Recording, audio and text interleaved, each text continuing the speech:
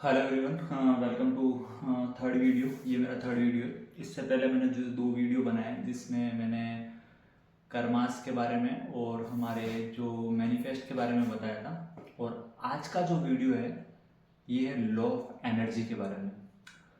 Law of energy हमारी life में सब जगह वर्क करती है, लाइक रिलेशनशिप में, बिजनेस में, मनी ग्रोथ में, लाइफ में जितने भी सेक्टर बने हैं जहाँ पे आप चाहते हो ग्रोथ, वहाँ पे भी सब जगह लॉ ऑफ एनर्जी वर्क करती है। कभी कभी ऐसा होता है कि आप किसी पर्सन को बहुत ज़्यादा याद करते हो, तो आपने सोचा 2 मिनट बाद में उसका कॉल आ जाता है। कभी कभी आप बहुत ज़्यादा लोगों के लिए बुरा सोचते हो और आप कहते हो यार वो तो उसके साथ तो ये हो जाए, और आप कुछ दिनों बाद देखते हो उसके साथ वो हो जाता है। तो ये सारी चीज़ें क्यों होती है? यही लॉ ऑफ एनर्जी है। जिन लोगों ने लॉ ऑफ एनर्जी के कंसेप्ट को सही तरीके से समझ लिया ना, उन्होंने अपनी लाइफ बहुत अच्छी बना ली है, रिलेशनशिप में भी अच्छी बनाई है और मनी ग्रोथ में भी अच्छी बनाई। बेसिकली लोग ये समझ नहीं पाते हैं, और जिन्होंने समझा उन्होंने बहुत अच्छा किया है। तो अब आपको किसी का सपना आना या फिर आपको किसी को ज़्यादा याद करना, ये सारा लॉ ऑफ एनर्जी है। आपको लगता होगा कि यार मैं मेरा दिल टूट गया है, क्या वो सामने वाला पर्सन भी मुझे याद करता होगा? अरे भाई, जब आप बहुत ज़्यादा एनर्जी डाल रहे हो, आपकी जो वाइब्रेशन आप बार बार याद करके डाल रहे हो, तो उसको भी जाहिर है, उसको भी आपके थॉट्स आ रहे हैं, तभी आप दोनों का कनेक्शन चल रहा है। हो सकता है उसको सपना आ जाए आपका, हो सकता है वो याद कर रहे हो आपके बारे में, तो ये सारी चीज़ें चलती है। लेकिन ये एक लिमिट तक ही आप करें तो सही है। मीन लॉ ऑफ अट्रैक्शन का ये है कि इसमें आपको सबसे ज़्यादा एक एक अगर आपको लॉ ऑफ अट्रैक्शन समझना है तो इसमें सबसे बेस्ट जो है, आपको हर चीज़ के लिए पॉजिटिव रहना बहुत जरूरी है।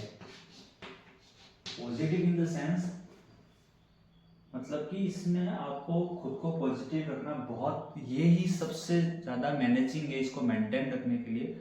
अगर आप यहाँ पे पॉजिटिव नहीं रहते ना, तो आप इस लॉ को रॉन्ग मीन्स, एक तो ये डायरेक्शन है सही चलने का, लॉ का ये ऐसे सीधा सीधा चलेगा। अगर आपने इसको नेगेटिव फॉर्म में डाल दिया तो ये अपोजिट चलता है, उल्टा चलता है।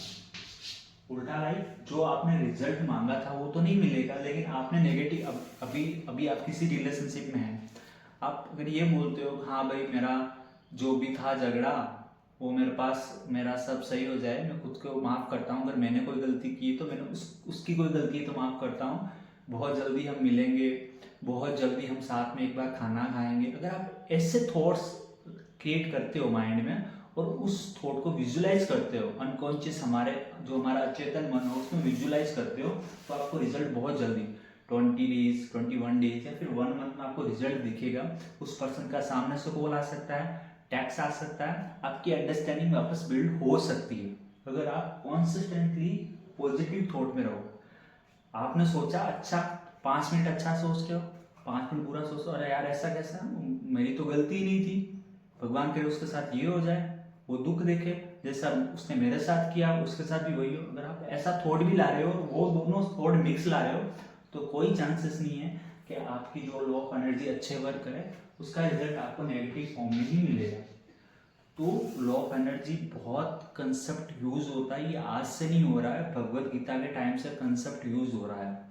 बिकॉज यही है कि हमारे अंदर ही इंटरनली जो होती है, जो हम बोलते हैं, जो हमारे माइंड से थॉट होते हैं, वही वर्क करता है। इसलिए अगर आपको रिजल्ट चाहिए, मैंने खुद पे बहुत बाहर ये चीज़ें अप्लाई की है, मैंने जो सोचा वो मेरे साथ हुआ है।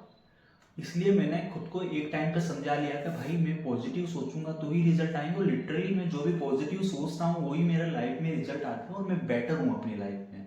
तो अगर आप में भी लॉ ऑफ एनर्जी को वर्क करवाना एक राइट डायरेक्शन में, अगर आपका रिलेशनशिप है तो आप ये सोचिए, अगर आपका बिगड़ गया है तो सही करने के लिए आपको एक ही थॉट लाना पड़ेगा कि हमारा बहुत जल्दी मीट होने वाला है, हम दोनों अच्छे से बात करेंगे, हम अच्छे से डेट पे जाएंगे, बहुत सारी अच्छी वाइब्रेशन जो आप उनके साथ करना चाहते हो उसी को मन में बोलो, पॉजिटिव रहो और उसको अपने अनकॉन्शियस में सेट कर लो, अनकॉन्शियस अचेतन मन में, और उसको फील करो। लिटरली जैसे आप 21 डेज 20 डेज ये अप्लाई करते हो तो आपको बहुत पॉजिटिव रिजल्ट मिलेगा। और यही अगर आप मनी में करते हो, बिजनेस रिलेटेड करते हो, तो बिजनेस में भी ये बहुत वर्कफुल है।